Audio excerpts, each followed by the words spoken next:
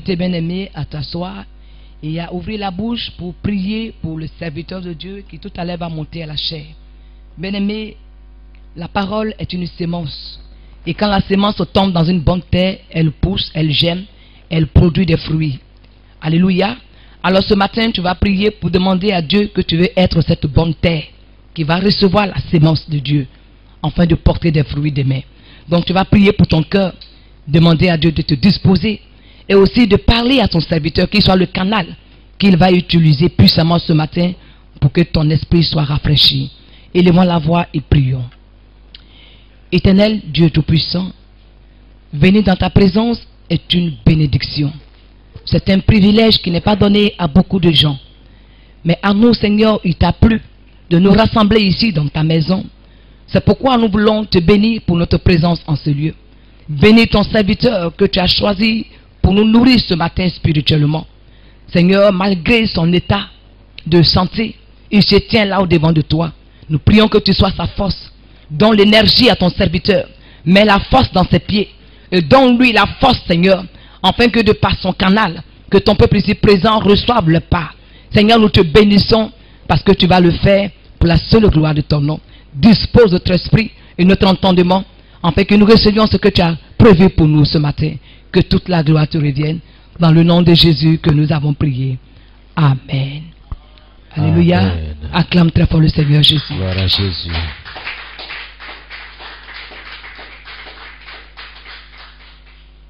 Soyez bénis. Que la grâce de Dieu soit avec vous. Que le Seigneur vous bénisse. Que la paix du Seigneur soit votre partage, votre portion. Et que le Seigneur se souvienne de tous vos sacrifices, toutes vos prières, et surtout que le Seigneur se souvienne de votre amour pour lui, pour son œuvre, pour son royaume, pour tout ce qu'il a fait. Soyez bénis. Père, nous te rendons toute la gloire. Nous te bénissons. Nous t'élevons. Et nous voulons te dire merci pour ta fidélité et ta bonté. Que ton nom soit béni. Que ton nom soit glorifié. Béni soit ton nom, Seigneur. Béni soit ton nom, notre Dieu. Nous te disons merci. Merci pour ta parole, qui est une sémence, et certainement elle fera ce qu'elle dit.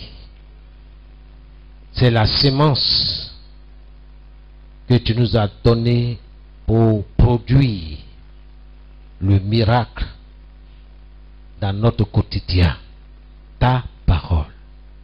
Ta parole. Par elle, tu as créé tout ce qui existe. Par elle, tu amènes ce qui n'existe pas à exister, à l'existence, à opérer. Nous te disons merci. Par ta parole, tu opères le miracle dans notre vie. Que ce matin, nous ne soyons pas des auditeurs oublieux, mais nous croyons qu'avec ta grâce, nous sommes des personnes qui se souviennent et qui pratiquent ta parole. Prends le contrôle dans le précieux nom de Jésus. Prends le contrôle, Seigneur. Prends le contrôle de mon esprit, de mon âme, de mon corps. Prends contrôle de tout et que ma personne soit effacée sur ce carré, ce pupitre. Que toi seul tu sois entendu, toi seul tu sois écouté. Merci pour ta présence. Merci notre Dieu. Merci Saint-Esprit. Tu es avec nous. Et c'est toi que nous désirons ce matin. Rien d'autre. Que ton nom soit béni. Au nom de Jésus. Amen. Que Dieu vous bénisse. Soyez bénis dans le nom de Jésus. Et que la grâce du Seigneur soit avec vous. Amen. Aujourd'hui, c'est une grâce d'être dans la présence de Dieu.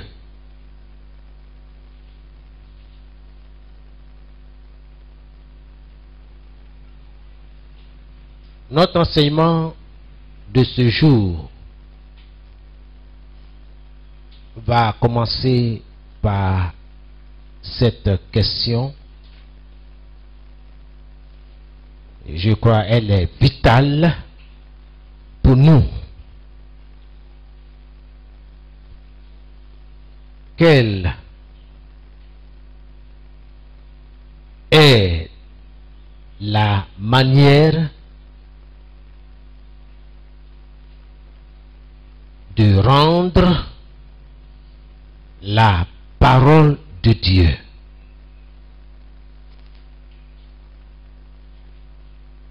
efficace dans notre vie? Dans notre vie. Quelle est la manière de rendre la parole de Dieu efficace dans ta vie? Dans ta vie. J'ai utilisé le pronom notre parce que j'en fais partie. Je ne peux pas m'exclure du peuple de Dieu. Donc, toutes les fois que tu vas entendre notre, nous, il faut dire moi ou je. Quelle est la manière de rendre la parole de Dieu efficace dans ta vie? Quelle est la manière, la façon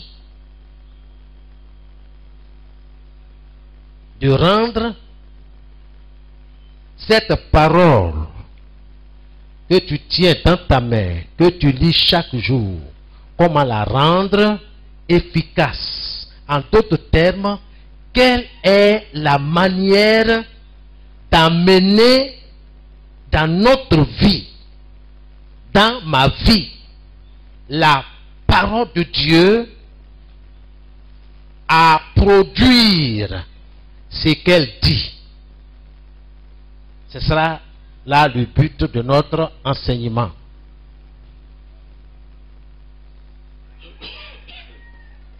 Comment rendre vivante, opérante la parole de Dieu dans ta vie? Bien-aimé, tu ne prends pas note parce qu'il faut prendre note. C'est tout juste pour que tu ailles réfléchir, méditer. Tu ne peux pas obéir à une chose dont tu n'as pas saisi le sens. Tu n'emprunteras jamais un chemin inconnu, un chemin dont tu ne connais pas l'aboutissement. Dieu est dans sa parole. 2. Dieu a des principes. C'est un Dieu de principes.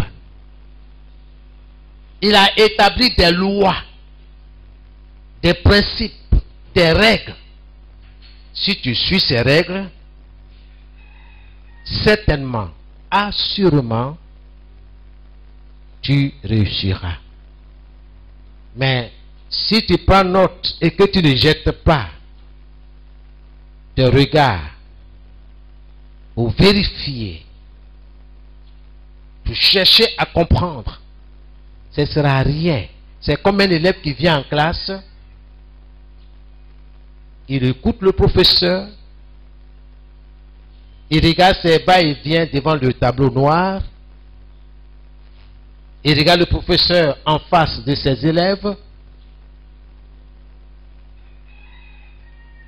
et il n'attend que la fin des cours pour sortir de la classe. Ce n'est pas un élève studieux.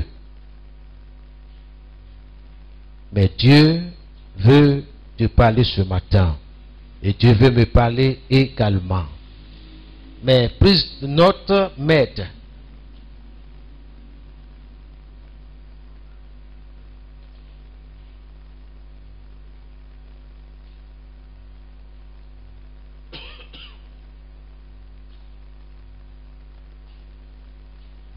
Dieu est dans sa parole.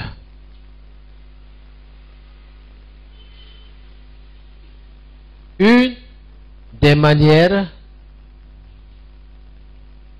de rendre la parole de Dieu efficace dans notre vie se trouve dans Jacques 1, le verset 22.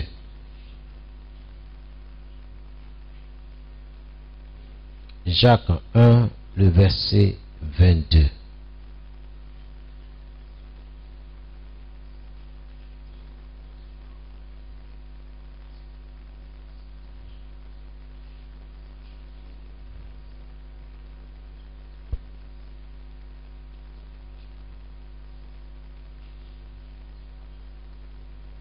Quelqu'un peut me lire dans Louis II?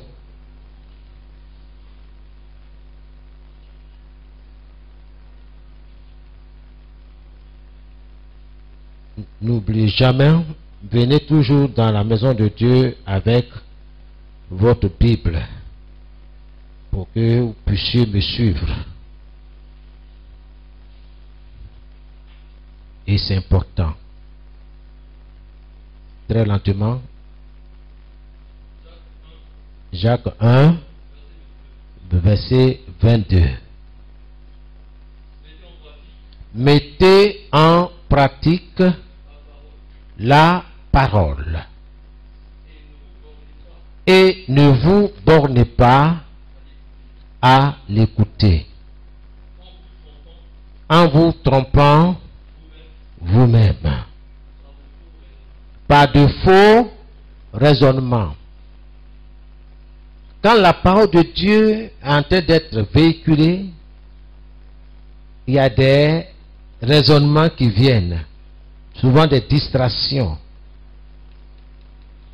Il y a des choses que nous pouvons maîtriser, mais nous ne voulons pas parce que on trouve que ça n'a pas d'importance. Devant la parole de Dieu, tout doit faire silence. Faire taire nos envies. Gloire à Jésus.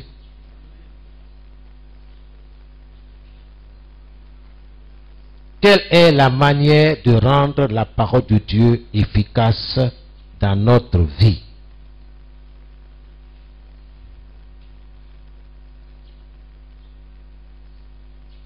C'est la question que nous allons répondre. Mais cette réponse se trouve dans la parole, pas ailleurs, dans la parole.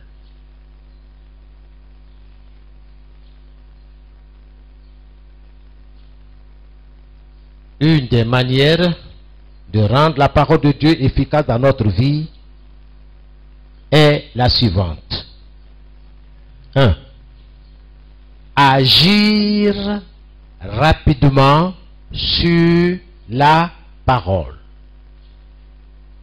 Agir rapidement sur la parole. 2. Ne soyons jamais hésitants ou paresseux à agir sur la parole. Ne sois pas.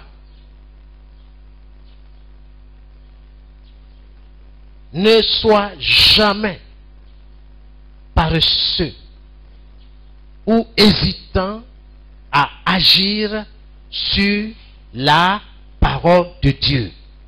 J'insiste sur la parole de Dieu. Il peut avoir la parole des hommes.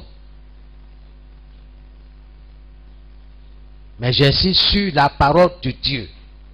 Quand tu es convaincu que c'est la parole de Dieu, bien-aimé, de façon solennelle, je t'invite, je t'exhorte, je t'encourage à ne jamais hésiter ou à être paresseux à agir sur la parole. Peu importe les circonstances, peu importe la douleur que tu ressens sur le plan physique, peu importe ce que tu traverses, ce que tu vis, rien ne doit t'empêcher d'agir promptement, rapidement sur la parole de Dieu.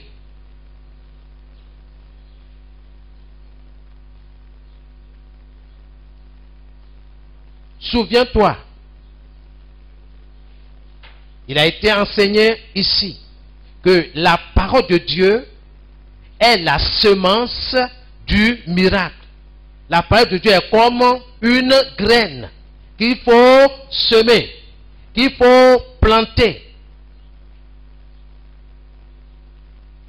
Et elle donnera son fruit. Dieu est dans sa parole. Plusieurs, bien-aimés, ratent beaucoup de choses sans s'en rendre compte.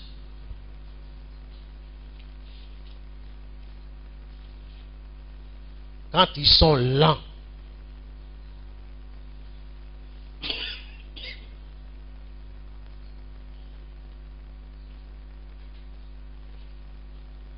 plusieurs ratent beaucoup de choses sans s'en rendre compte. Quand ils sont lents, quand ils tardent ou hésitent à agir sur la parole de Dieu. Quand tu hésites à agir promptement, rapidement sur la parole de Dieu, bien-aimé, tu rates beaucoup de choses sans que tu t'en rendes compte. D'autres même sont lents. D'autres même discutent avec la parole. Est-ce que, vraiment, parce que leur sens leur montre beaucoup de choses. La réalité des faits ou des choses n'est pas la vérité. Retiens ça. Ce que tes yeux voient, ce que tes oreilles entendent ou te rapportent comme information n'est que la réalité. Mais ce n'est pas la vérité. La seule vérité, c'est la parole de Dieu. La parole de Dieu.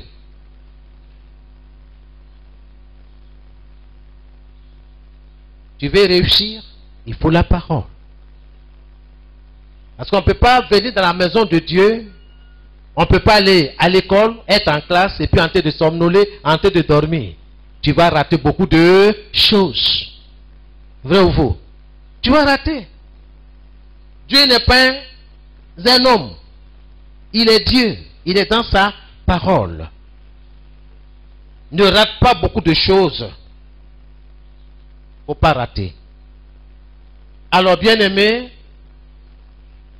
agir sur la parole de Dieu signifie quoi?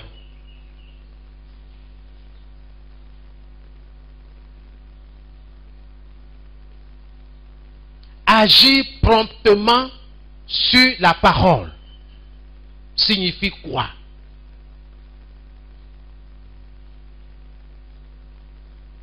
Que le Saint-Esprit nous aide à comprendre cela.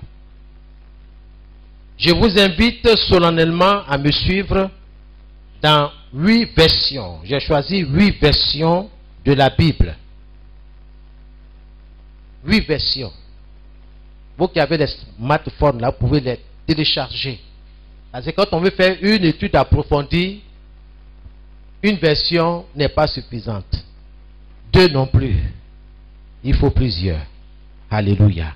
Parce que je veux saisir le sens réel du mot.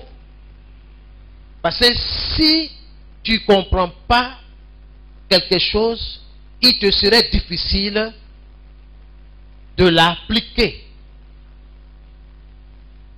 de lui donner de la valeur.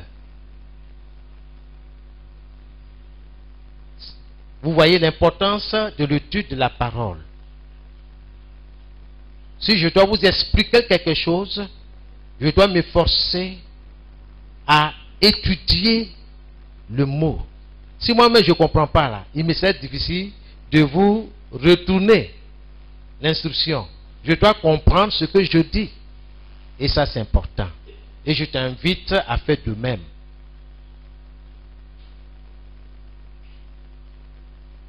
C'est la parole de Dieu qui transforme. Ce n'est pas la chanson. Remplis ton portable de la parole de Dieu. Et tu verras ce qu'elle fera. Je bénis Dieu. Rien ne va m'arrêter, me stopper. Ce n'est pas la maladie. Je peux être affaibli physiquement. Ma chair peut être touchée. Ce sera visible. Mais elle ne va pas fermer ma bouche. Alléluia. Je parle à quelqu'un? Je peux être affaibli, assis ou couché, mais mon esprit est fort. Je confesse la parole. Je la déclare. Je m'appuie sur elle. Je ne dis pas que je suis malade. Je dis, je me porte bien. Mais pourtant, vous me voyez marcher comme un vieillard. Hein? Ça dit, mes faits et gestes sont au ralenti. Ça, c'est rien. Il y a un travail qui se fait dans le spirituel. Et Dieu est capable de me restaurer, de me donner la force pour finir. Je transpire en ce moment. Oui, c'est normal. Parce que quelque chose se passe. Dans l'invisible, Dieu est dans sa parole. Alors, bien-aimés, vous qui avez votre Bible, je cite les différentes Bibles pour que vous vérifiez ce que je dis. Je vais commencer avec la version appelée Bible du peuple. C'est une vieille version de la Bible. Plus nous avançons,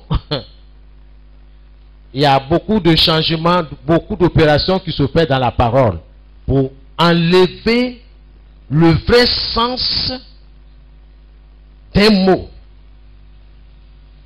Et ce mot-là va t'amener à réfléchir, à rentrer en toi-même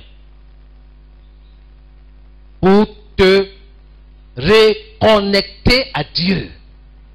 Si tu es déconnecté, quand tu ouvres la Bible, dis mais attends, ce mot-là, ah, c'est vrai, mais c'est en contradiction avec ce que je fais. Donc, il faut que je fasse demi-tour. C'est ça, la repentance. Seigneur, je me suis égaré. Je viens, j'ai lu dans ta parole. Mais si tu ne lis pas la parole, comment est-ce la parole de Dieu, comment est-ce que tu peux avoir les bonnes informations? Les bonnes informations sont dans la parole. Or, la parole est combattue aujourd'hui. Soyez bénis. La Bible du peuple. Je lis. Vous suivez avec moi?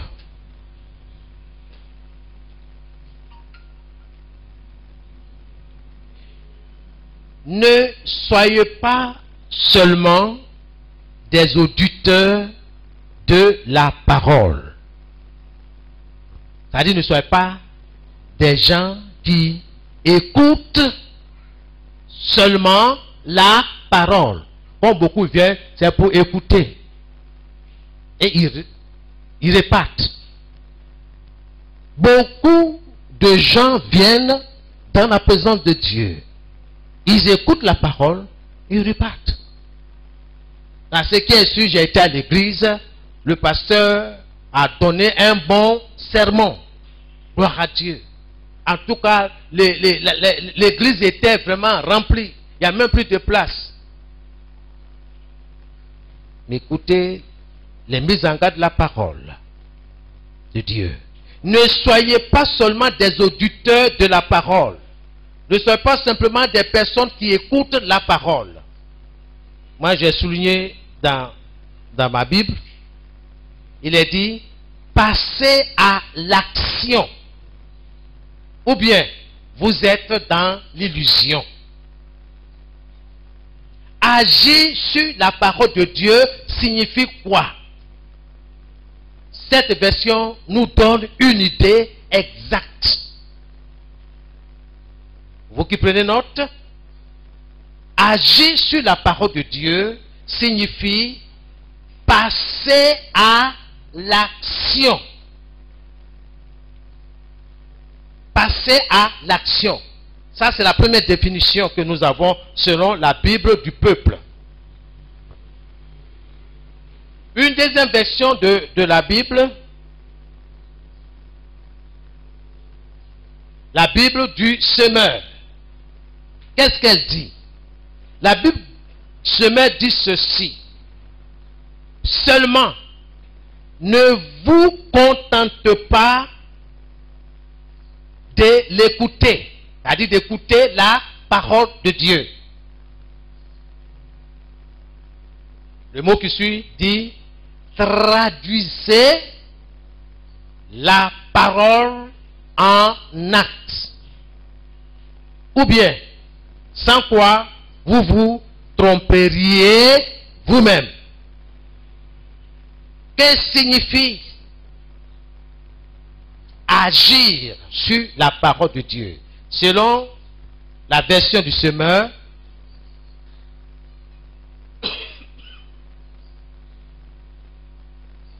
agir sur la parole de Dieu signifie traduire la parole en acte. Traduire la parole en acte.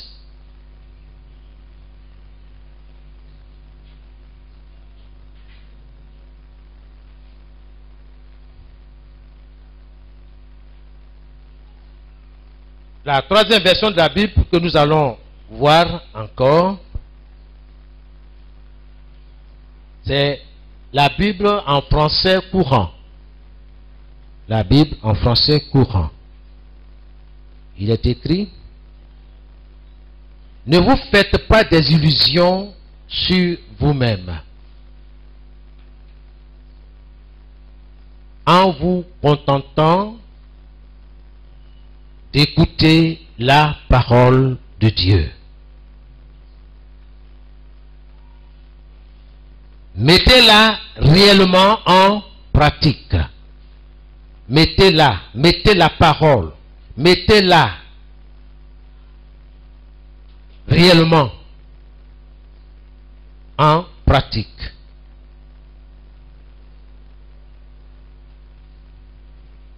Que signifie agir sur la parole? Agir sur la parole de Dieu, c'est de la mettre réellement en pratique. Il parle à quelqu'un ce matin.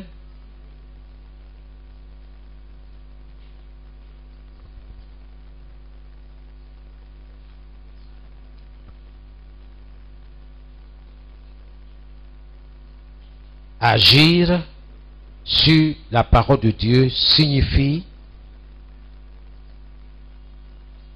la mettre réellement en pratique. Nous allons voir une autre version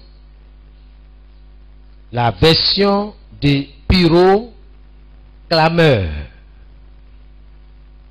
Pyroclameurs. Je lis la parole. Pourtant, soyez attentifs à accomplir la parole et à ne pas seulement l'entendre, vous trompant vous-même. Le mot qui ressort ici, c'est le mot accomplir la parole. Donc, agir sur la parole de Dieu signifie accomplir la parole. Accomplir la parole. Donc dit achever la parole. Il faut achever la parole. Il faut accomplir la parole. Traduire la parole en acte. Une autre version, la Bible King James en français. Parce que King James, c'est une version anglaise qui a été traduite en français. Donc voici ce que King James dit dans Jacques 1, le verset 22. Il est dit, mais soyez exécuteurs de la parole. Soyez exécuteurs de la parole. Et ne soyez pas auditeurs seulement, vous induisant vous-même en erreur. Agir sur la parole de Dieu signifie être exécuteur.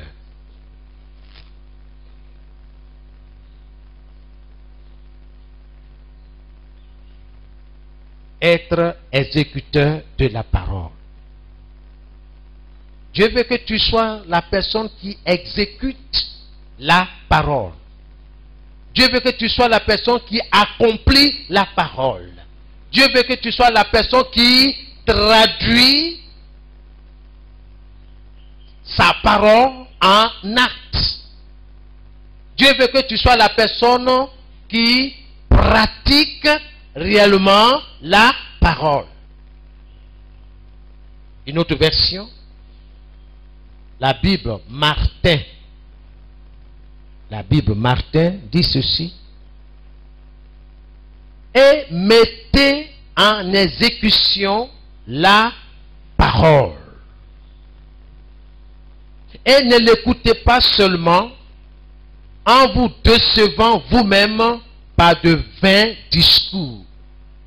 Beaucoup parlent, ils parlent pour ne rien dire. Et ils passent à côté. Ils omettent l'essentiel. Ce que Dieu veut, c'est que nous mettions en exécution la parole. Agir sur la parole. Et nous allons voir la version de Parole de vie 2000. Parole de vie 2000. C'est la version. Parole de vie 2000.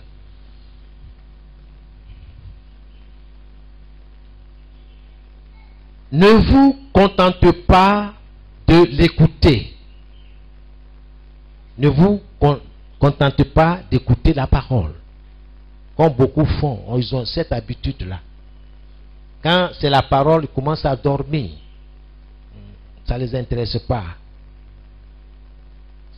Et ils aiment le fruit. Ils aiment le spectacle. C'est pour ça qu'ils sont là. C'est pas qu'ils aiment Jésus. C'est pas qu'ils veulent recevoir Jésus. Ces personnes ne sont pas prêtes à faire la cuisine elles-mêmes. Mon frère, il faut faire, on va manger. C'est pas ça? Est-ce que le prophète va venir? Le faiseur de miracles. Oui, il sera là. Allons-y voir. Ouh, mais il est fort, hein? Tu as vu ça? Tu as vu ça? Distraction. Mais demandez-lui comment il fait pour que vous aussi, vous fassiez comme lui. C'est pas ça? Mais on ne vous donne pas ça. Parce qu'on prend le plaisir de vous voir, de vous étonner. Comme il s'appelle, Simon le magicien. Disait dans les Actes des Apôtres. Il étonnait les gens, même le proconsul. Mais quand les apôtres sont venus à ce grand homme s'est détourné du magicien pour dire non, ça c'est la vraie parole de Dieu. Il y a longtemps, Simon, tu nous as blagué, tu nous as enduit en erreur avec ta magie. Mais ça là, c'est la vraie parole de Dieu. Donc ne laissez personne vous tromper. Allez-y dans la parole. Ce que je fais ce matin avec vous, c'est de vous apprendre à préparer. Je vous donne les ingrédients. Je vous donne l'aubergine, piment, le sel, l'huile, tout ce qu'il faut pour faire la cuisine. Mais ne me demandez pas de venir faire la cuisine pour vous. Vous me suivez? Je vous montre comment on prépare telle sauce. Donc quand vous allez dans un séminaire ou quoi, cherchez. Moi, je viens pour apprendre comment préparer sur le plan spirituel. Comment préparer tel mets, telle nourriture, telle sauce. Dieu est dans sa parole.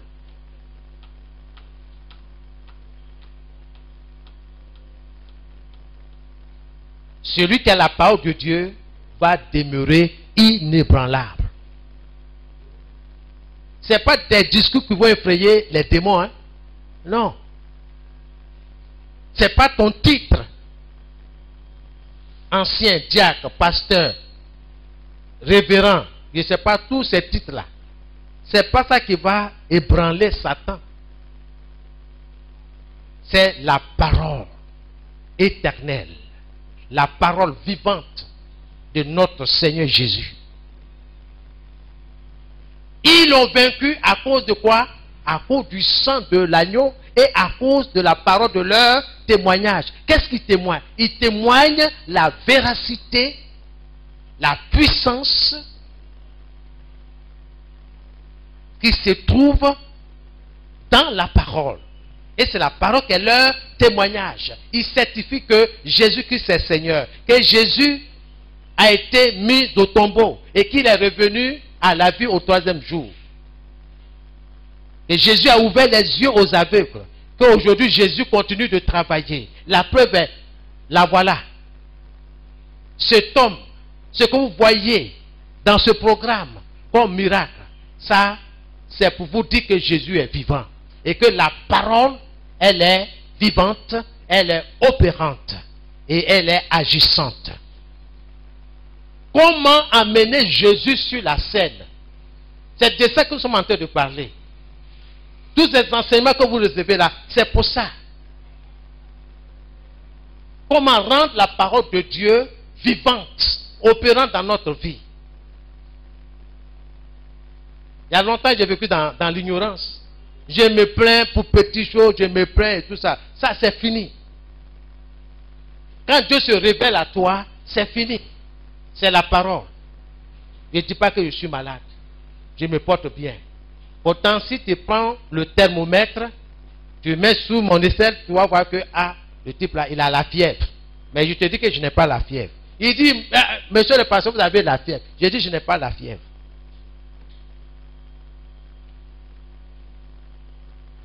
Tu ne peux pas me faire avaler ça. Je dis, je n'ai pas la fièvre. C'est parole contre parole. Je me porte bien. Vous êtes médecin, faites votre travail, prenez la température, ok, faites ce que vous avez à faire. Moi aussi, je vais faire ce que j'ai à faire. pas te mettre sûr. Je me porte bien. Merci. Si quelqu'un dit, on m'a donné des cachets à prendre, des comprimés à prendre, au nom de Jésus, je sanctifie ces cachets, ces médicaments. Seigneur, merci parce que tout est sanctifié par ta parole et par la prière.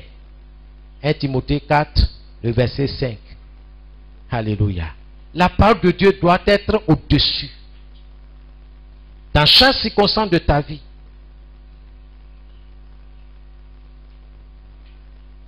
Soyez bénis, peuple de Dieu.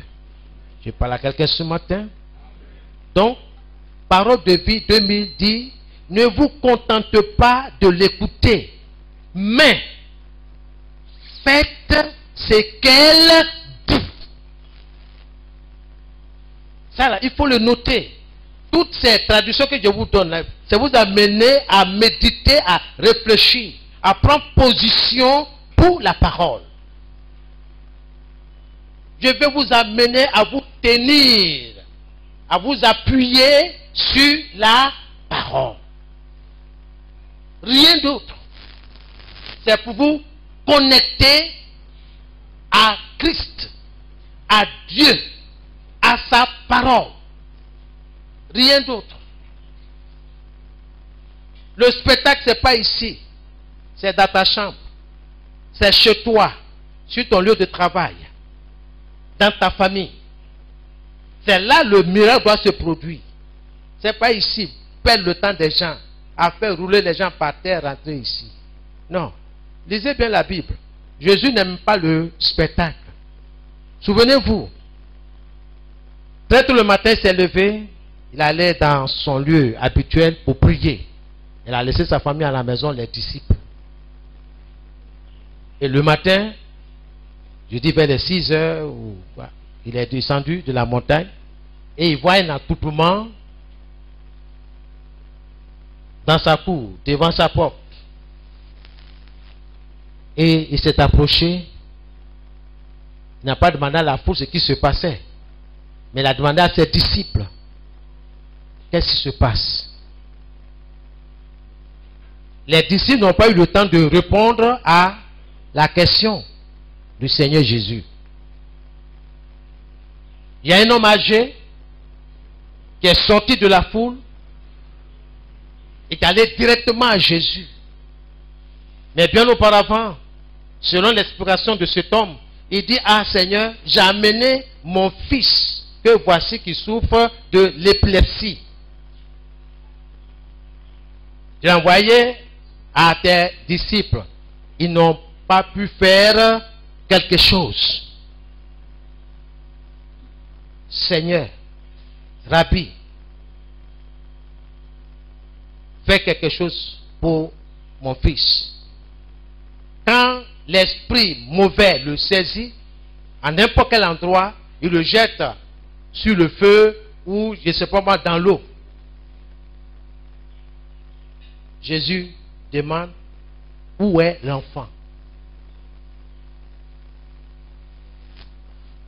Le Père montre, il conduit Jésus là où se trouvait son enfant. Parce qu'il y avait une foule là.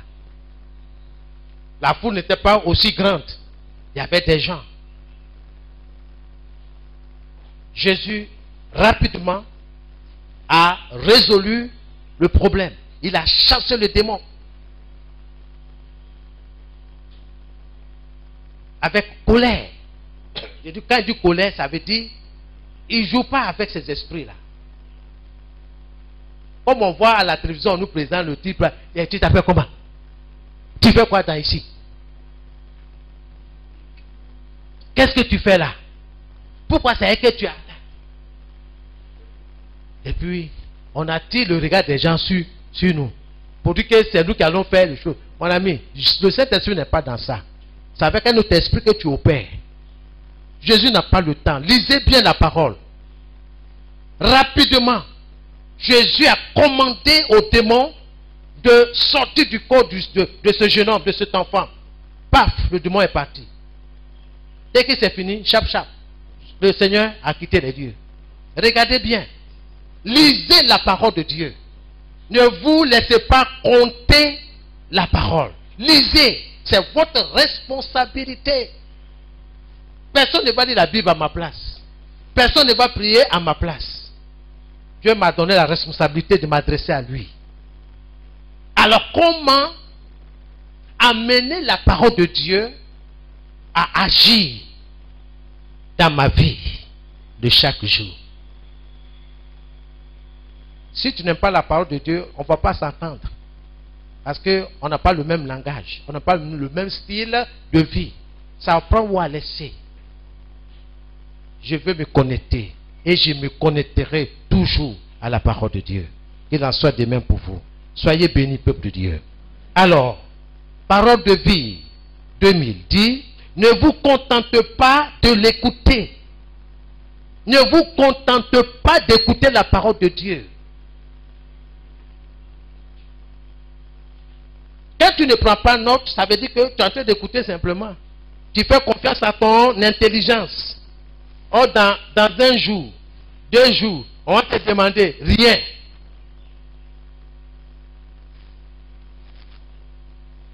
Or, si tu as pris note, tu peux revenir et puis ouvrir ton cahier pour dire ça, là, ça veut dire quoi? Qu'est-ce que Dieu m'a enseigné? Plus tu médites, plus tu te sens porté à obéir, à mettre en pratique cette parole. Mais si tu ne médites pas, rien ne va se passer, rien ne va se produire. Tu vas compter sur tes propres ressources, les relations, les amis et tout ça. Mais au centre, Dieu est absent.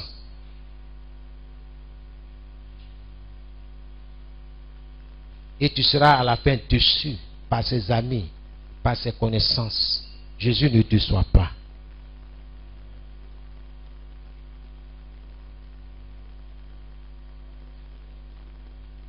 C'est comme quelqu'un à qui j'ai demandé des renseignements sur un produit. Il a mis du temps. J'étais obligé de courir derrière lui.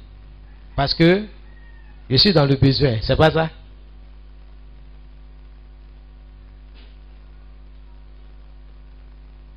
J'ai dit, Seigneur, j'ai besoin de ce produit-là.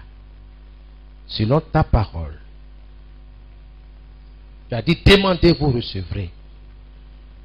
Mais le montant là, c'est trop élevé pour moi.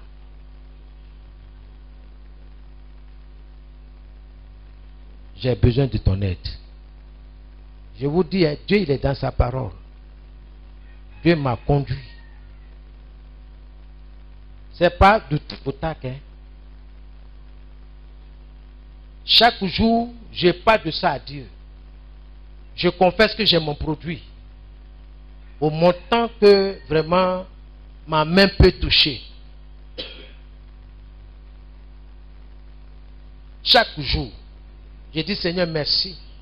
Parce que je vais avoir le produit. J'en parle avec mes enfants. Ils n'ont pas vu le produit, mais ils croient.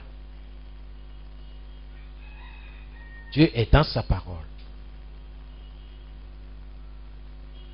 Un jour, je me suis levé et dit Seigneur, je m'ai cherché mon produit sur le marché. Fais en sorte que je puisse le trouver à ce prix-là. Je suis arrivé sur le marché, Dieu va me surprendre. Dieu va me surprendre. Je suis rentré là, dans un magasin où on vend le produit. Le produit, ce qui était de trop sur le prix a été diminué de moitié. Mais quand bien même j'ai dit aux gens, c'est à ce prix-là, les gens ne croyaient pas. J'ai dit, voici le reçu. comment amener la parole de Dieu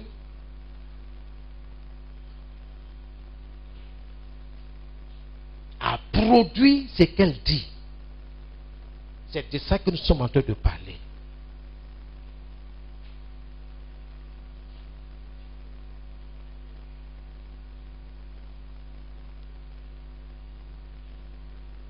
Le monsieur à qui j'ai confié le dossier, il arrive, il voit le produit, il est étonné. Il dit, ah, tu as déjà, j'ai dit oui, Dieu là, Dieu, il ne dure pas dans quelque chose. Hein. Quand il voit ta foi, Dieu honore.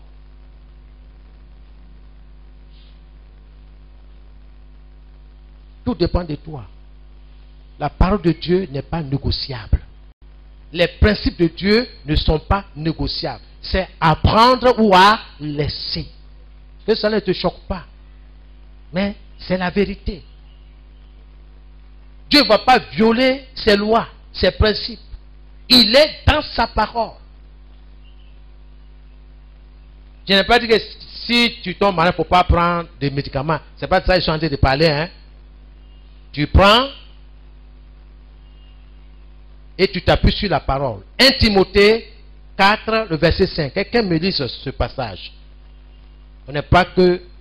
On me dit, ah, pasteur, tu t'es trompé. 1 Timothée 4, le verset 5.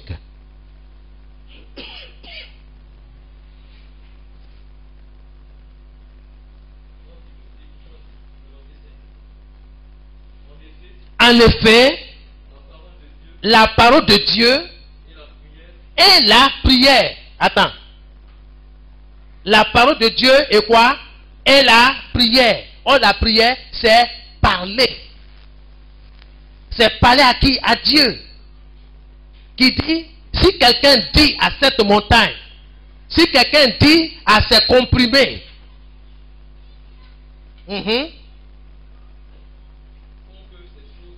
font que ces choses deviennent agréables à Dieu. Il faut que les comprimés que je vais avaler là deviennent agréables à Dieu. En quoi faisant? En priant sur eux. C'est pourquoi on dit avant de manger, il faut bénir. Tu ne comprends pas, tu ne sais pas. Pourquoi? C'est même ça, même pas même pourquoi on dit ah, il faut prier. Dès qu'on a servi le manger là, mon frère, tu as prié, vraiment tu sais, l'homme qui a faim n'est pas un homme libre. C'est quel verset biblique ça?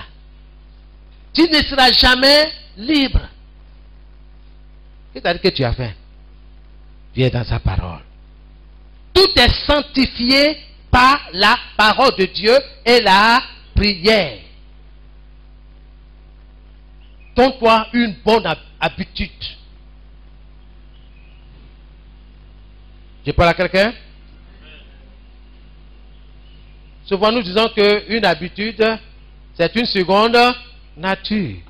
Or le Seigneur veut que tu aies sa nature. Il faut prier. Souvent on dit à nos enfants, priez quand ils meurent. Ah, tu as oublié. Tu as oublié. C'est ventre de qui? C'est ton ventre, non? Ah. Il faut prier. Si le vendeur a fait des incantations sur ces tubercules d'igname ou de manioc, est-ce que tu sais? Tu ne sais pas. Il faut prier. Tout est sanctifié par la parole de Dieu et la prière. Ce que j'ai dit, c'est ce que je vais recevoir. C'est ce qui m'a été enseigné ici. Sur la base de la parole de Dieu. Faites l'expérience vous-même. Faites la cuisine spirituelle. Testez Dieu si vous voulez. Mettez Dieu à l'épreuve. Agir sur la parole de Dieu signifie ici de faire ce qu'elle dit. Faire ce que la parole de Dieu dit. Point. Il n'y a pas de discours, pas de controverse, pas de discussion. Je n'ai pas ce temps. C'est ce que tu crois. Ok, mon frère, sois béni. Ok, à plus. Tu continues, Dieu m'a dit non, dis non. On n'a pas le temps. parler gros français là, on n'a pas le temps. Explique-moi terre à terre. Toi, prends des mots des docteurs en théologie. Mon frère, pardon, je ne suis pas universitaire. Dis-moi, un petit mot, ça veut dire quoi? Il ne peut même pas t'expliquer. Parce que il ne vit pas la chose. Quand tu vis la chose, tu peux expliquer à celui-là qui est devant toi.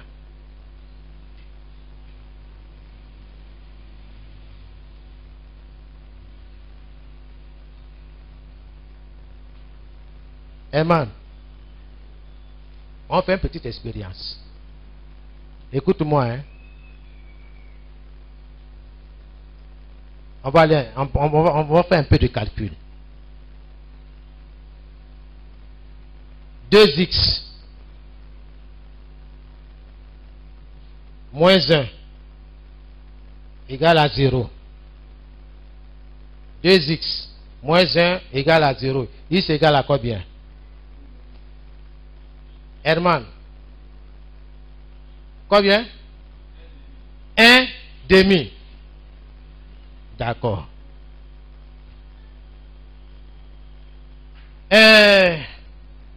Maman Rose, tu es là, hein? Voilà. J'ai dit la même chose.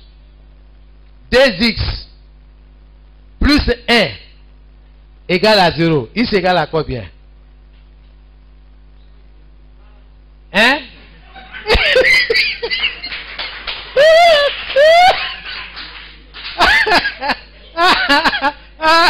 Gloire à Jésus. C'est ce qui s'est passé, non? Vous voyez un peu? Hein? Elle a, tu dois copier. Alors que il faut bien voir dedans. Pour lui, c'est 2x moins 1 égale à 0. X égale à 1 demi. Pour elle, j'ai dit 2x plus 1 égale à 0.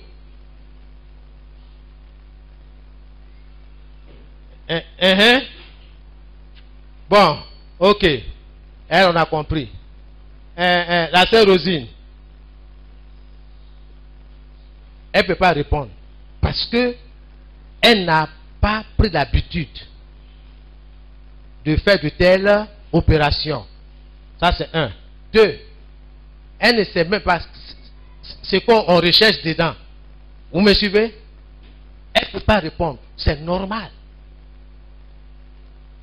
Tu ne peux pas obéir à quelque chose dont on n'a pas enseigné. On est d'accord? Maman Rose, on va aller chez le montagnard là. On va aller prendre ça de riz là. On ne paye pas, hein. On prend ça de force. Tu peux m'accompagner, non? Elle dit non. Pourquoi? Parce qu'elle sait qu'il y a une loi en Côte d'Ivoire qui dit on ne vole pas. C'est pas ça? Donc elle met ça en pratique. En faisant quoi? En me disant non, je n'irai pas avec toi.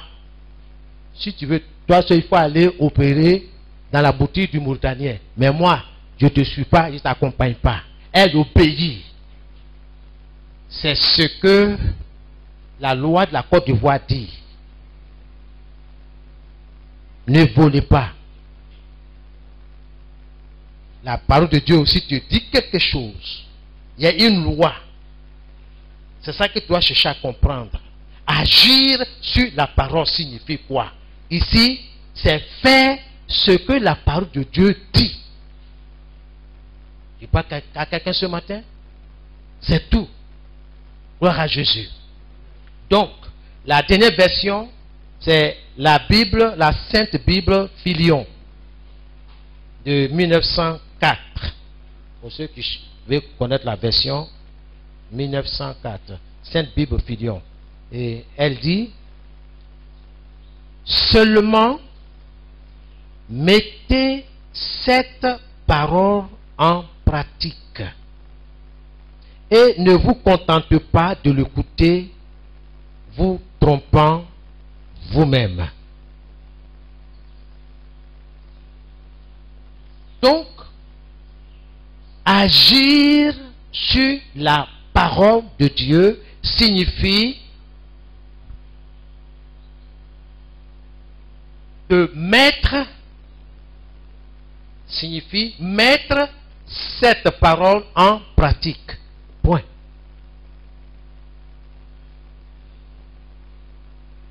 Il faut t'exercer. Si tu as exercé la parole, ça va rester. Ça n'a rien à voir avec la mémorisation. Ce que Dieu veut, c'est la mise en pratique de sa parole. Bien-aimé, quelle que soit l'instruction que le Seigneur te donne,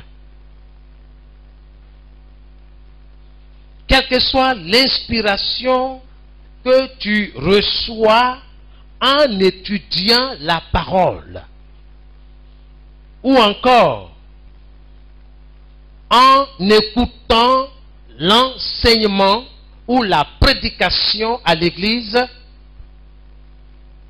répondez rapidement. Répondez rapidement. Quelle que soit l'instruction que le Seigneur vous donne, quelle que soit l'inspiration que vous recevez en étudiant la parole, ou en écoutant l'enseignement ou la prédication à l'église, répondez rapidement. Dieu veut que tu sois celui ou celle qui exécute sa parole, sa volonté, ses instructions. Dieu veut que tu exécutes ses instructions. Dieu veut que tu mets en pratique ses instructions. Dieu veut que tu fasses ce que sa volonté te demande. Sois, bien-aimé, un exécuteur. Sois une exécutrice.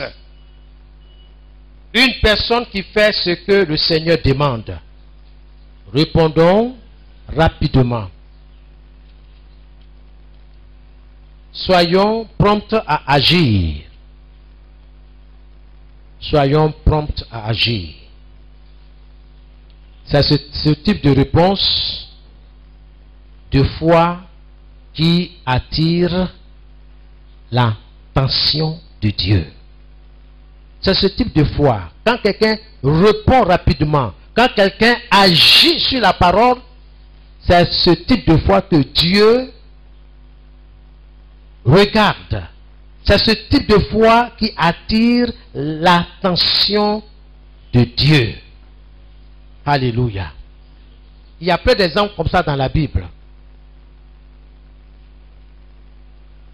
Vous vous rappelez les 4 amis qui ont amené leur ami à Jésus en passant par le toit de la maison, en dépit des obstacles. Ils ont commencé à descendre leur ami paralysé devant Jésus. La Bible dit, Jésus voyant leur foi. On n'a pas dit Jésus voyant leur péché. Non, il dit voyant leur foi. Ta foi doit attirer l'attention de Dieu. Ils ont cru que Jésus est capable d'opérer le miracle. Ils ont agi rapidement. Ils sont venus. Jésus voyant leur foi.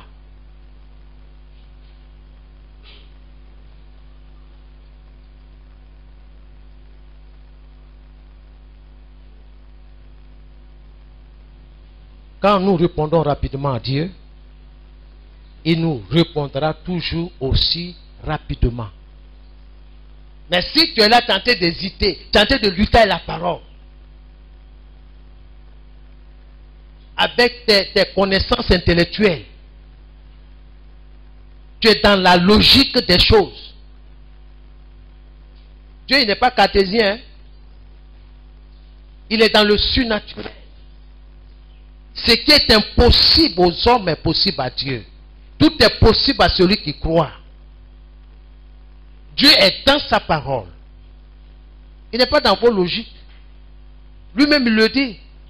Vos pensées ne sont pas mes pensées. Vos voix ne sont pas mes voix.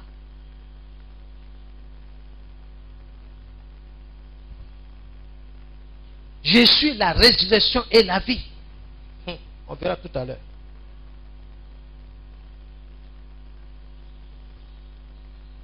Il donne la vie.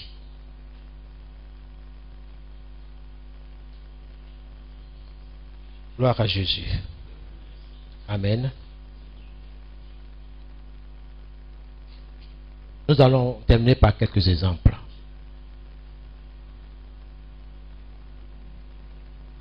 Je vais vous demander de lire.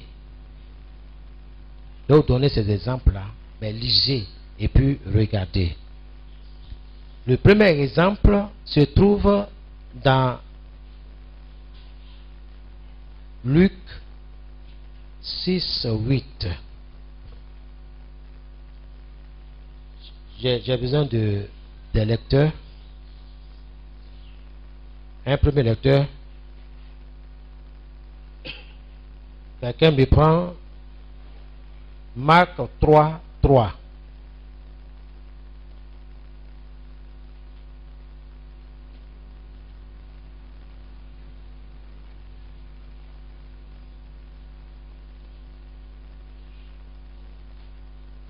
Oui, vas-y, allons-y. Luc chapitre 6, le verset 8.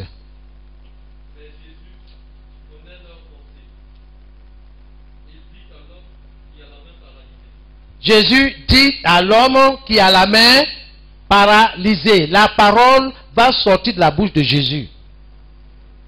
Et sa parole va s'adresser à cet homme.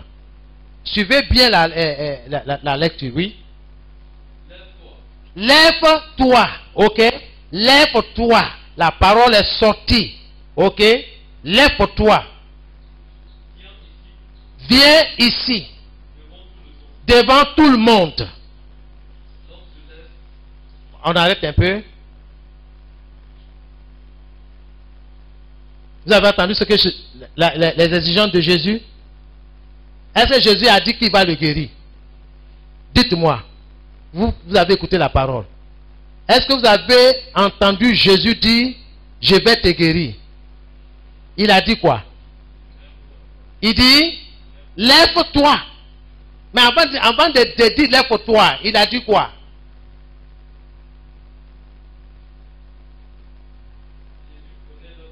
Non, laisse les penser. Il dit à l'homme, la main paralysée, lève-toi. Lève-toi. Viens ici. Devant tout le monde. Méditez. Continue. L'homme fait quoi? S'élève. Il s'avance. Notre problème se situe au milieu. Jésus a parlé, il a demandé quelque chose à faire. Nous raisonnons. Avec ma main façon devant ça là. Et devant tout le monde là. Ça là. Peut-être il va monter ma main à tout le monde. Pour dire que ma main là, c'est façon. On se comprend? Vous voyez ce qui se passe? La foule. Non. Jésus vient. Et l'homme a fait quoi? Il a répondu rapidement. Il n'a même pas hésité. Il s'est levé. Mon frère, c'est pas fini. Il s'est levé. C'est de ça. Comment amener la parole de Dieu à être opérante dans notre vie? Il faut agir sur la parole. Tiens-toi sur ce que tu as entendu. Le monsieur, il a entendu. Il dit, lève-toi. Viens ici, devant tout le monde. Tends ta main. Continue.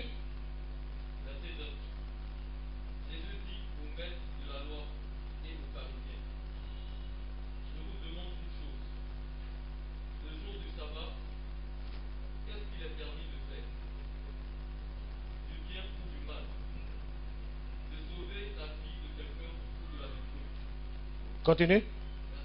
Mhm. Mhm.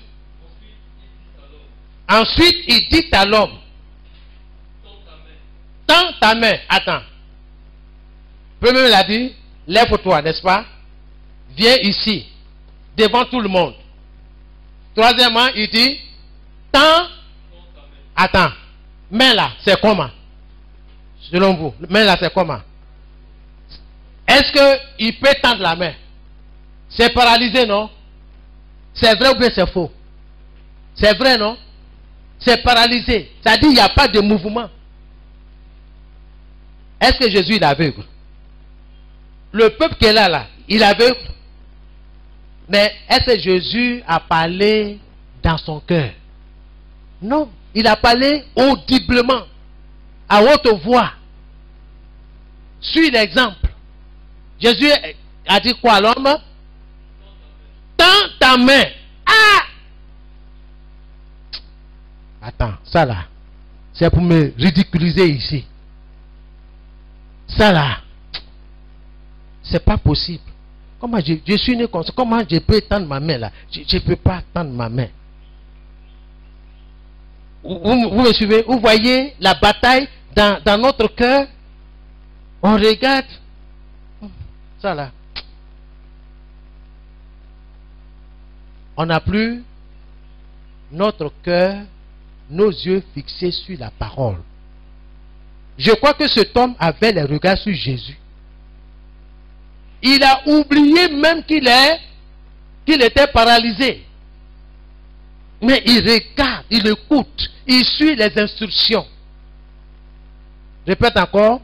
Jésus dit, tends ta main, chose impossible. L'homme, hey, bien-aimé, obéissons à Dieu. Faisons ce que la parole de Dieu dit de faire. C'est tout. Arrêtons nos discours vains. Nos, je ne sais pas moi. Il faut arrêter.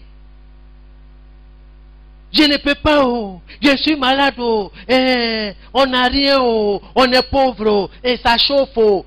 Jésus dit, tends la main. Jésus voit bien ta situation. Obéis à la parole. Tends ta main, et l'homme a fait quoi? L'homme le fait.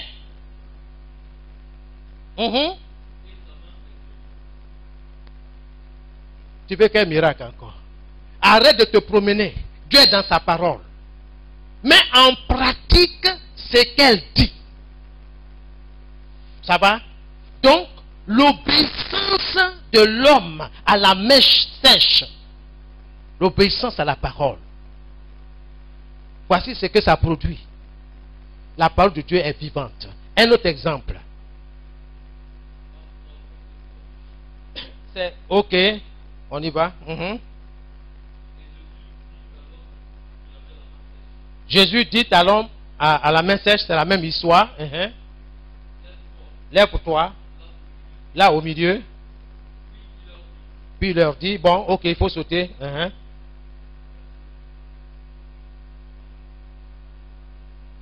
Bon, laissons cette histoire, c'est la même chose.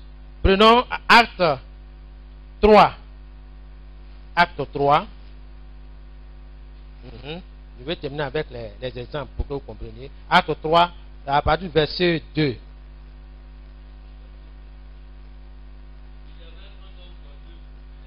Il y avait un homme boiteux de naissance, continue, qu'on portait, qu'on plaçait à la porte du temple.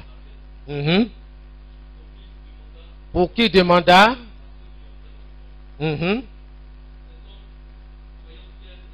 Cet homme, voyant Pierre et Jean qui allaient y entrer, leur demanda l'aumône. Pierre, fixant les yeux sur cet homme paralytique, et il dit, regarde-nous. Et l'homme regarda attentivement Pierre et Jean, s'attendant à recevoir d'eux quelque chose.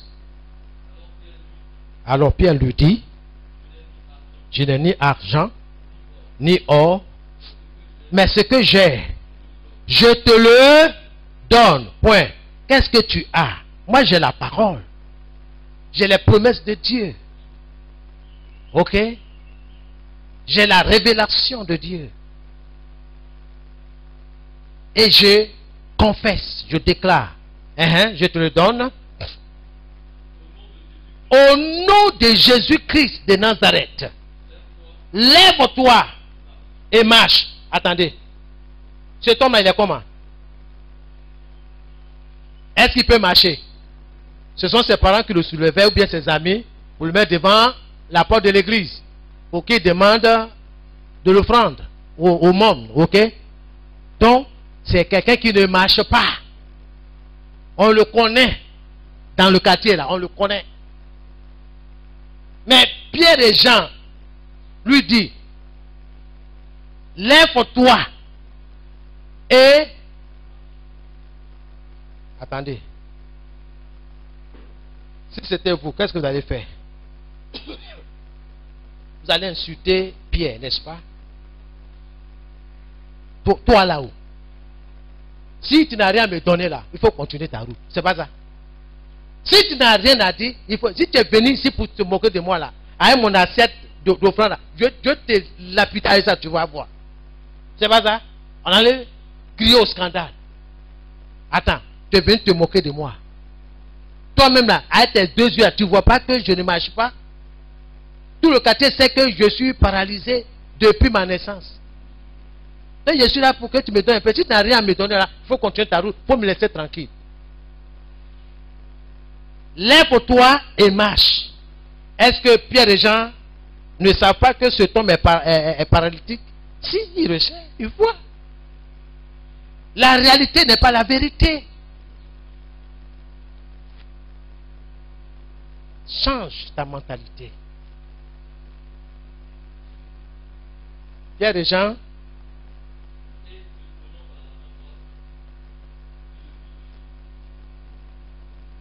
peut-être qu'il ne comprend pas leur français. Peut-être que le type là, il est assis là. Parce qu'on a dit que tu es paralytique, c'est pour la vie. Tu ne vas jamais marcher un jour. Et il est là. Le diable, les démons sont sur lui. Il ne peut pas. Pierre et Jean l'ont pris par la main. Pour lui dire exactement ce qu'il attend de cet homme. Il a fait quoi? Il le fit lever. Peut-être que les pieds sont encore croisés comme les hindous là. Hein, les paquis là. Et qu'est-ce qui s'est passé? Au même,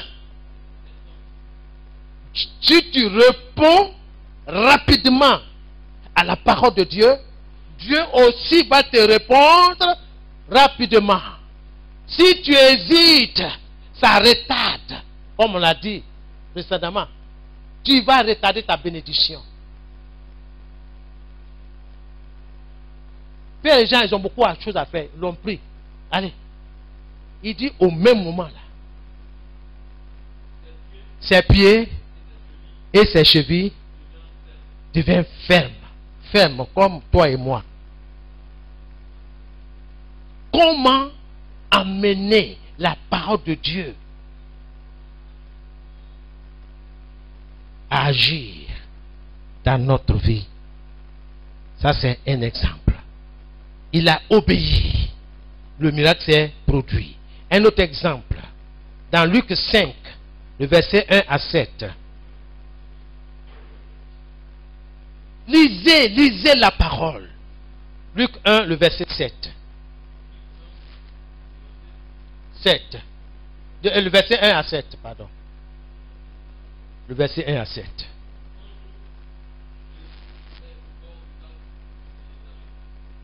Ok.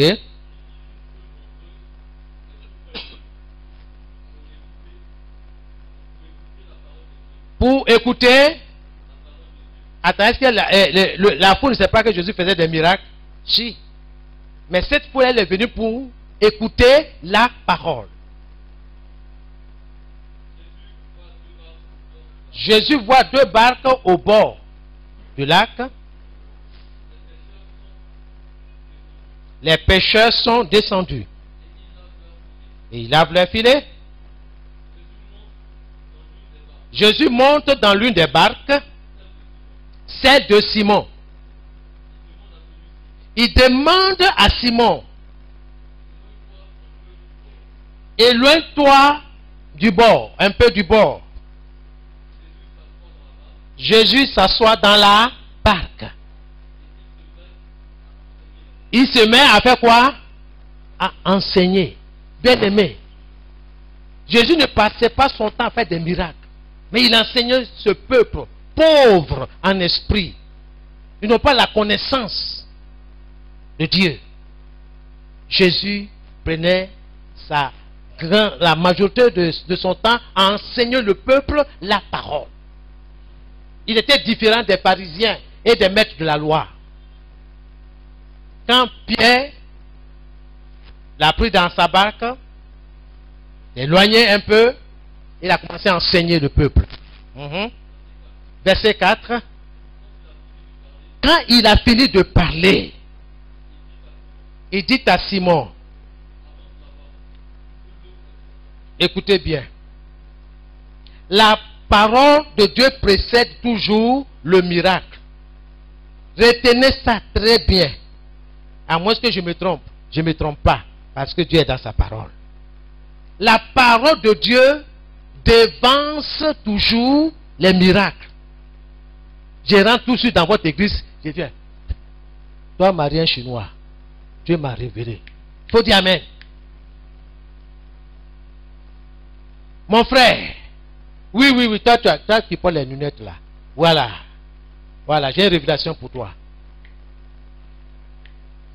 Ce qui est sûr, tu ne seras plus célibataire. Dieu va te donner une femme. Ah, vous me regardez, non? Vous avez que le frère il est déjà marié. C'est vrai, non? Mensonge. On aime ça. Et les gens s'essaient de ça pour s'enrichir. Ils s'en foutent si on va aller au ciel ou pas. Fais attention. La parole de Dieu doit être donnée. Jésus a fini d'enseigner la foule. Alors, Jésus va s'adresser à Pierre. Avance la barque où l'eau est profonde. Oh, Dieu nous donne des instructions. Il nous parle. Avance au milieu. Là où l'eau est profonde. Écoutez bien, hein? Jésus a donné un ordre. Ensuite, et jetez vos filets pour attraper du poisson. Ok? Je viens. La première chose, Jésus dit quoi?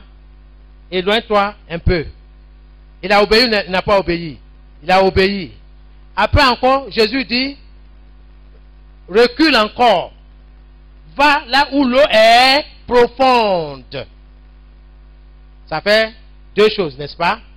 3. Jésus demande à Pierre et à ses amis de faire quoi? De jeter maintenant leur filet. Hey! Attends. Depuis que nous, ici, là, c'est notre village. On n'a jamais pris de poisson ici. Toi, tu dis de jeter nos filets ici. Attends. Ils ont fait quoi? Ils ont obéi. Ils n'ont pas calculé, ils n'ont pas raisonné. Quittons dans les raisonnements.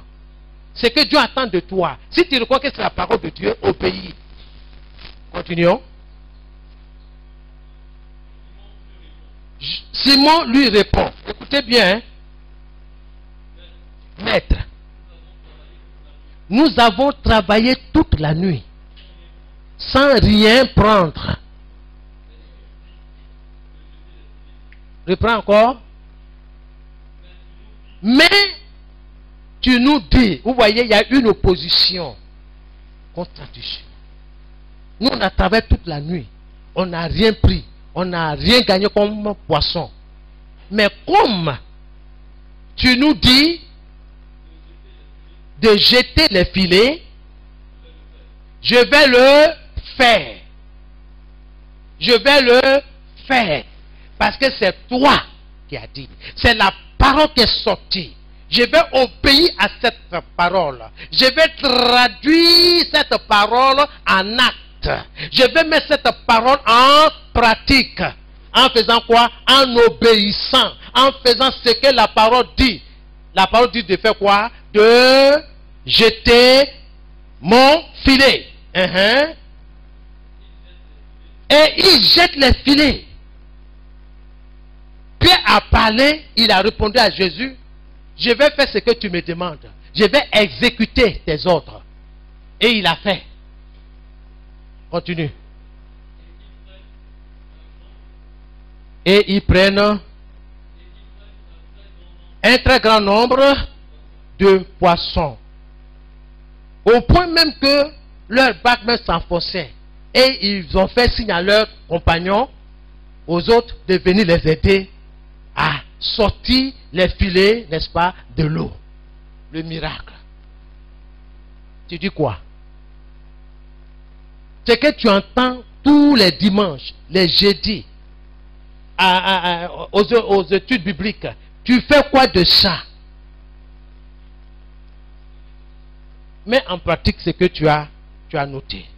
Alléluia. Et on peut aussi voir dans 1 Roi, je vous donne ça. 1 Roi chapitre 17. 1 Roi chapitre 17, le verset 9 à 10. Alléluia. Vous connaissez l'histoire du prophète Élie? Amen. Vous me suivez? Dieu dit au prophète, va à Sarepta, va dans cette ville-là. J'ai ordonné à une femme veuve de prendre soin de toi, de s'occuper de toi.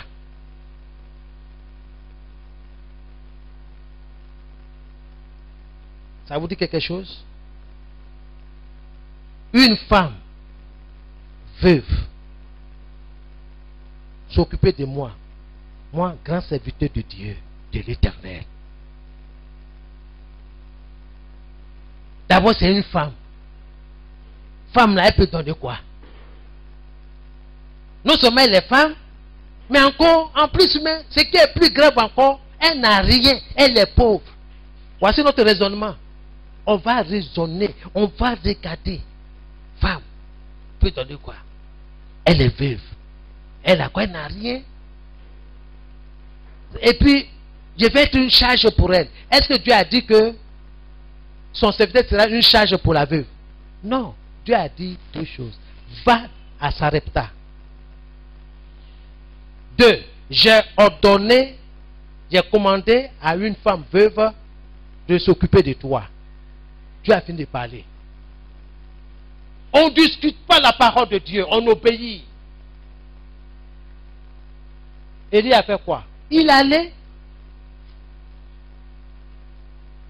Il a rencontré la veuve. C'est pas il a parlé direct. Il dit, ah, fais-moi manger. Et ensuite, tu vas manger, toi et ton enfant. Lisez bien l'histoire.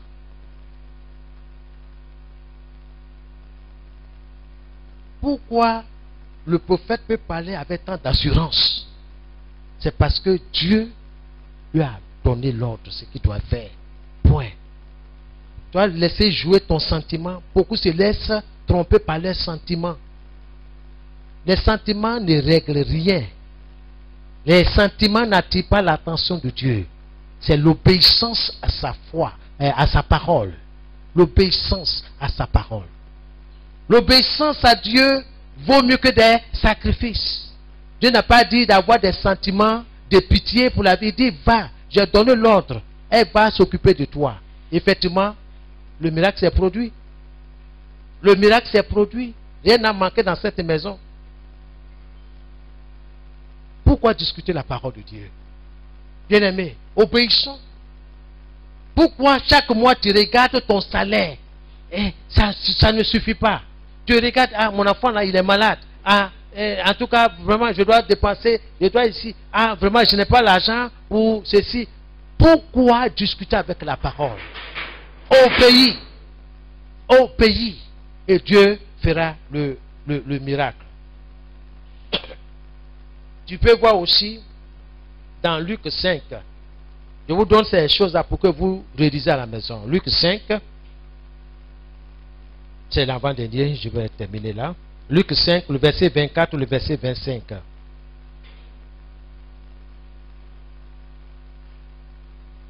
Et il faut nous apprêter ça, comme lui le coup. Luc 5, verset 24 et 25. Et puis, vous ajoutez Jean 11, 38 à 44.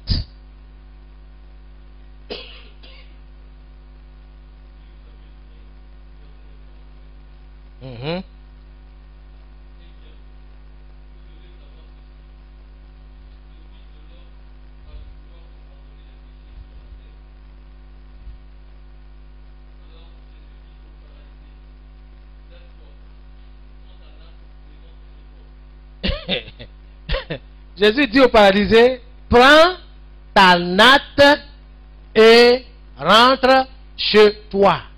Le type, il est venu dans le temple, dans la synagogue, paralysé.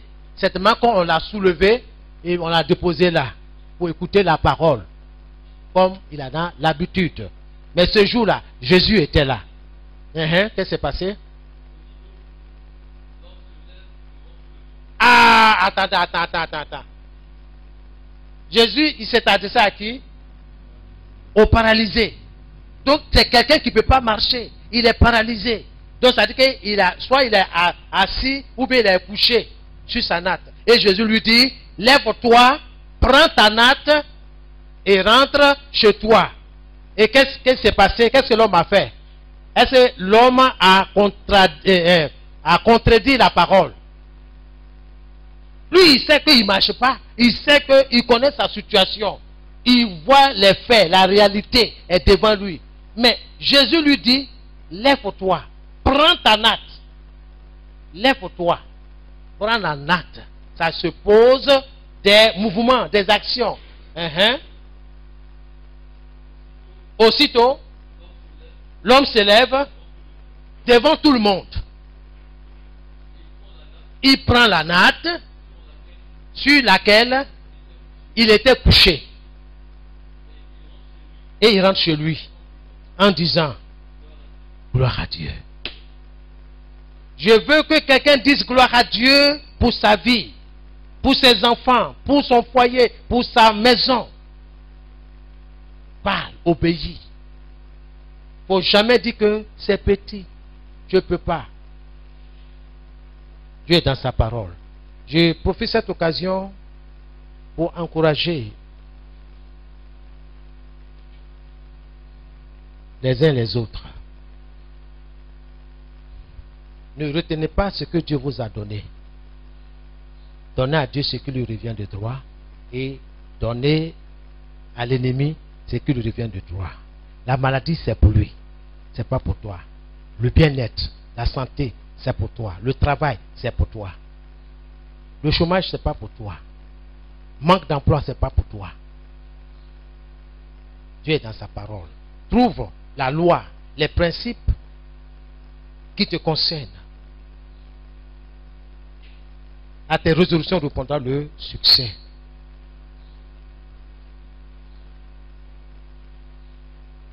La dernière des choses,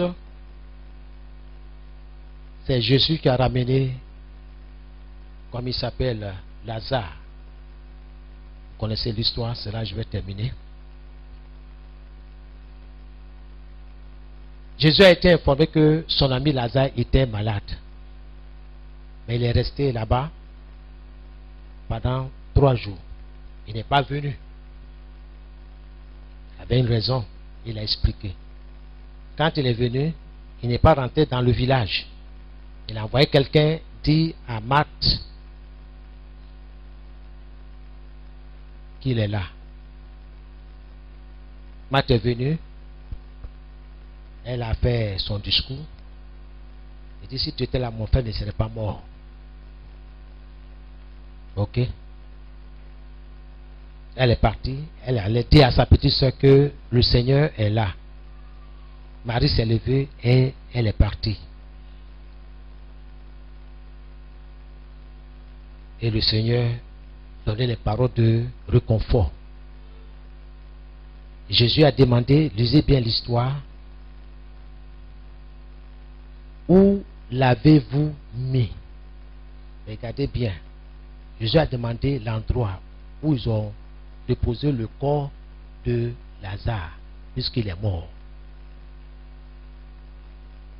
La Bible dit, ils ont conduit Jésus vers la tombe. Jésus n'est pas allé dans leur maison. Jésus a demandé, où vous avez mis Lazare, mon ami? Sans hésiter, ils l'ont conduit. Mais avant ça, Marthe disait, mais Jésus dit, où l'avez mis? On dit, il est là-bas. Ok. Jésus dit, vous l'avez déposé où? Il dit, là-bas. Marthe, quand il dit, mais ça fait plus de 3 jours qu'il est dans le tombeau. Donc, ça sent. Le corps est en décomposition. Donc, il n'y a pas d'espoir que Lazare puisse revenir à la vie. Mais si c'est après l'enlèvement, au dernier jour, oui. Ça, moi, Marthe, je crois que Dieu va le ressusciter, Dieu va le ramener à la vie. Mais maintenant, là, vis-à-vis, là, quelqu'un qui est mort, il sent déjà là, on ne peut rien faire.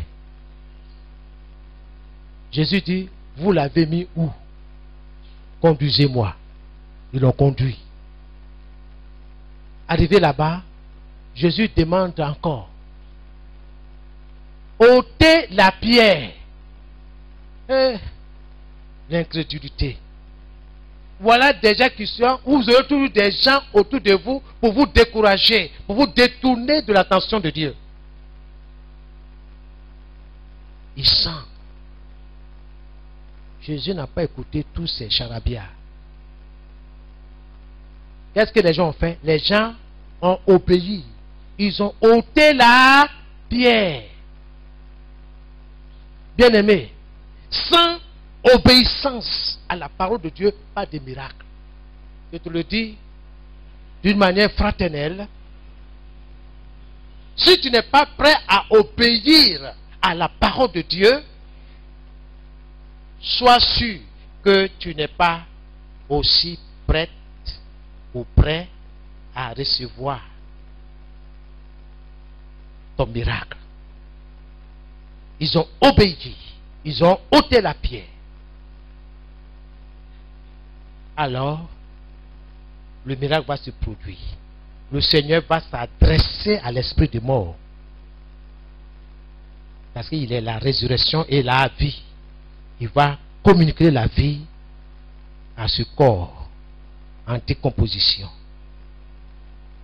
Peu importe l'état de tes affaires, peu importe ce que tu traverses, peu importe l'injustice,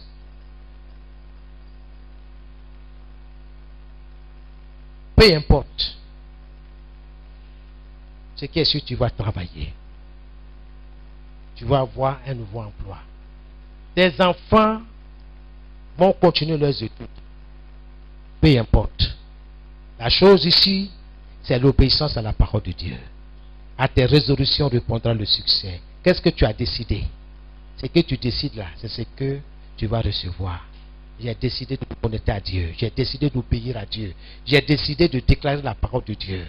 Oui, je vais agir sur la parole. Je vais exécuter la parole. Je vais faire ce que la parole de Dieu me dit. Ça s'arrête là. Les autres considérations là, ce n'est pas mon souci, ce n'est pas mon problème. Dieu est dans sa parole. Je suis un exécuteur de la parole de Dieu. Je vais faire ce que la Bible me dit. Tout est sanctifié par la parole et par la prière. Alors, nous allons nous arrêter ici ce matin.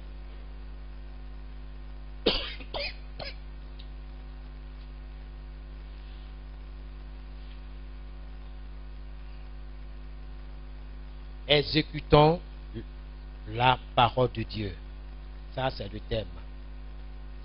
Exécutons la parole de Dieu. Ou encore, agissons sur la parole de Dieu.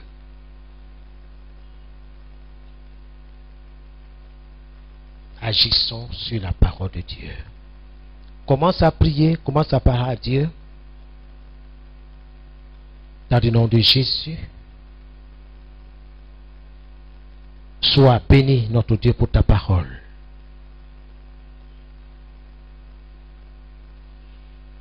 Il faut parler d'une manière audible. Il ne faut pas t'occuper de ce qui est autour de toi. Ce que tu as entendu là, parle. Qu'il te soit fait selon ta déclaration. Je me porte bien, Seigneur. Je me porte bien. Du sommet de ma tête jusqu'à la plante de mes pieds. Je me porte bien. Ma température, Seigneur, demeure 37 degrés Celsius comme à l'origine. Merci parce que mes affaires prospèrent. Merci parce que je vais prospérer spirituellement, physiquement et psychologiquement. Tu me rends fort par ta parole. Merci parce que tu m'entoures. Merci. En dépit des attaques persévérantes de Satan et de ses démons, je demeure ferme dans ta parole. Je me tiens sur ta parole. Et je lève ma voix vers le Dieu Tout-Puissant, celui qui a fait le ciel et la terre. Dieu est avec moi. Mon Dieu est avec moi. Et c'est lui qui mène la bataille pour moi. Seigneur, j'ai décidé de devenir un exécuteur de ta parole. J'ai décidé, Seigneur, d'agir sur ta parole, de traduire ta parole par des actes de foi. Je crois que ma vie va connaître un changement extraordinaire. Parce que toi, mon Dieu, tu opères dans le surnaturel. Tout va bien. Tout va bien. Peu importe ce que le diable me fait voir à longueur de journée. Peu importe les critiques négatives. Peu importe des paroles de découragement. Mais une chose est sûre, en ce qui me concerne, je me tiens sur tes principes. Je me tiens sur ta loi, sur ta parole. Et je confesse que l'Éternel est mon berger. Je ne manque de rien. Seigneur, je ne manque de rien. Tu es mon trésor. Bien-aimé, priez, priez, priez par là, Dieu. Je suis en train de prier. Priez. Il n'y a pas de récitation aujourd'hui. Il faut parler à ce qui te concerne, à ce qui concerne ta maisonnée. Ma maisonnée et moi, nous ne manquons de rien, Seigneur. Je te dis merci. Merci parce que tu es le pourvoyeur de notre quotidien. Merci pour la santé dans ma maison. Merci parce que nous nous portons bien. Merci, Seigneur. Reçois toute la gloire. Merci pour la rentrée scolaire, Seigneur. Quels que soient les troubles, Seigneur, nos enfants iront à l'école. Nos enfants prendront le chemin de l'école, le moment venu. Seigneur, merci parce que nous désirons une accalmie, Seigneur, dans notre pays. Dans le nom de Jésus. Merci pour la scolarité. Merci, Seigneur, dans le nom de Jésus. Merci parce que tu pouvoir. L'Éternel est notre berger. Nous ne manquons de rien. Oui, le bonheur, le succès, l'élévation, la réussite nous accompagnent tous les jours de notre vie. Et nous sommes connectés à Dieu par son esprit, le Saint-Esprit, dans le nom de Jésus. Je te dis merci. Merci.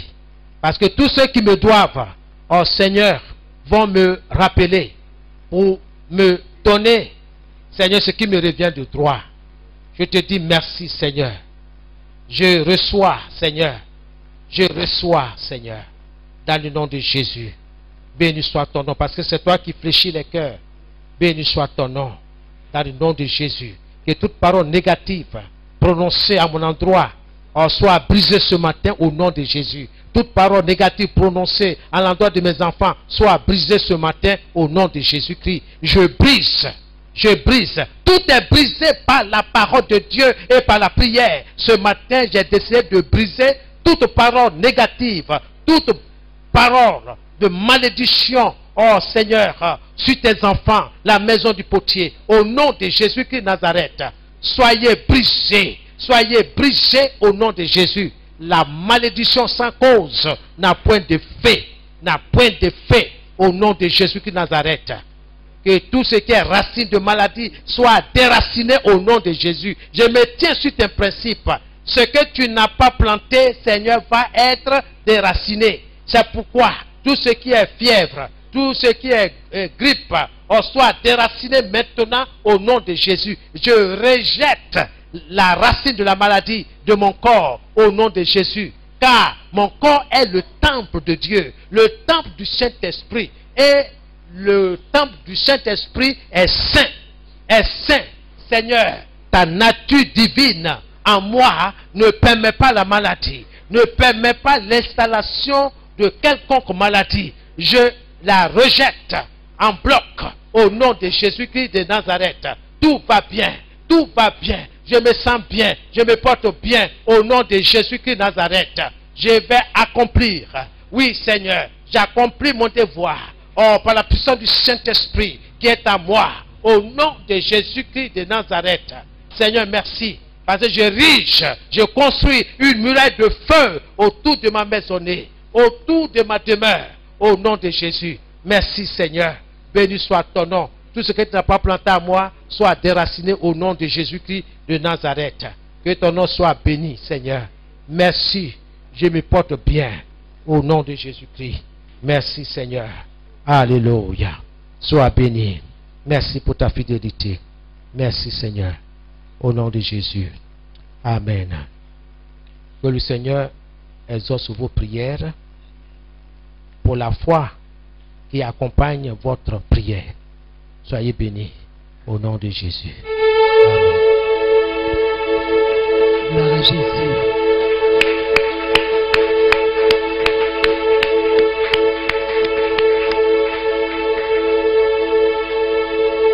Alléluia. Que le Seigneur soit béni pour sa parole. Bien-aimés, nous allons prier pour l'homme de Dieu. Et tu vas demander à Dieu vraiment de continuer de remplir son serviteur. Demande à Dieu qu'il continue d'être un canal de bénédiction pour toi et moi. Demande à Dieu vraiment de disposer ton cœur davantage pour recevoir plus de lui. Élevons la voix et prions le Seigneur. Nous te bénissons pour ton serviteur que tu as utilisé encore ce matin pour nous rafraîchir l'esprit. Seigneur, nous te prions pour sa vie, pour son ministère, pour tout le temps qu'il a passé devant toi pour préparer ce message. Seigneur, c'est toi qui n'oublies personne. Seigneur Dieu Tout-Puissant, quand tu appelles tes serviteurs à ton œuvre, Seigneur, tu leur donnes tout ce qu'il faut pour les accompagner, Papa. Et c'est pourquoi nous prions que tu continues de bénir ton serviteur. Élève davantage son ministère. Bénis toutes les paroles qui sortent de sa bouche. Et nous, Seigneur, qui avons reçu ce trésor, nous prions que tu nous aides à le garder dans notre cœur. Seigneur, afin de le méditer nuit et jour, parce que c'est en cela que nous verrons ta gloire. Béni sois-tu, Saint-Esprit, pour ton serviteur et pour ton peuple ici présent. Que la gloire et la puissance te reviennent. Dans le nom de Jésus que nous avons prié. Amen. Je veux te louer, ô Seigneur.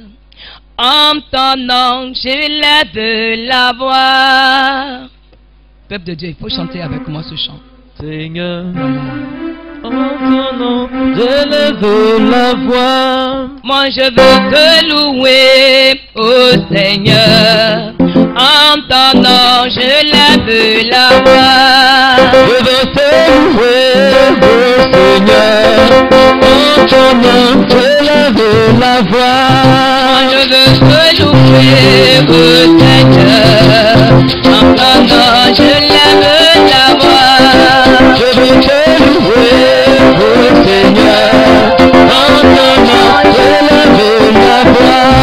Tu m'as délivré de l'incrédulité. En ton nom, je lève la voix, Jésus. Je veux te louer, ô Seigneur.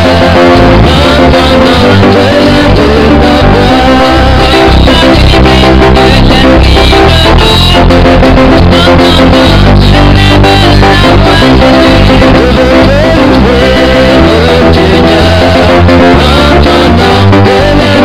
la voix, Jésus. Je veux te louer, ô Seigneur. En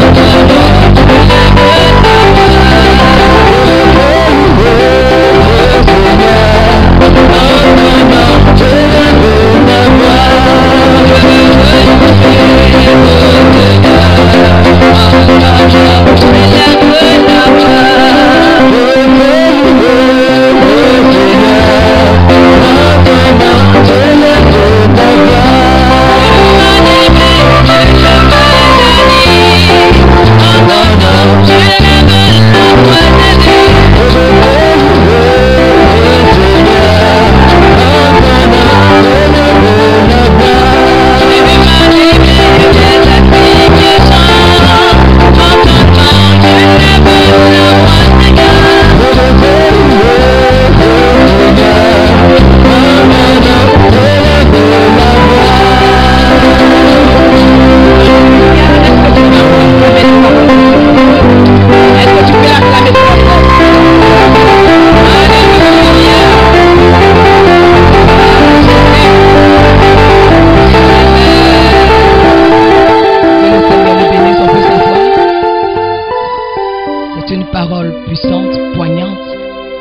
Qui libère, qui délivre.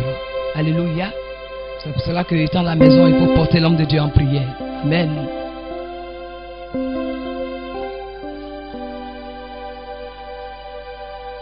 Amen. Bien-aimé, de là, tu as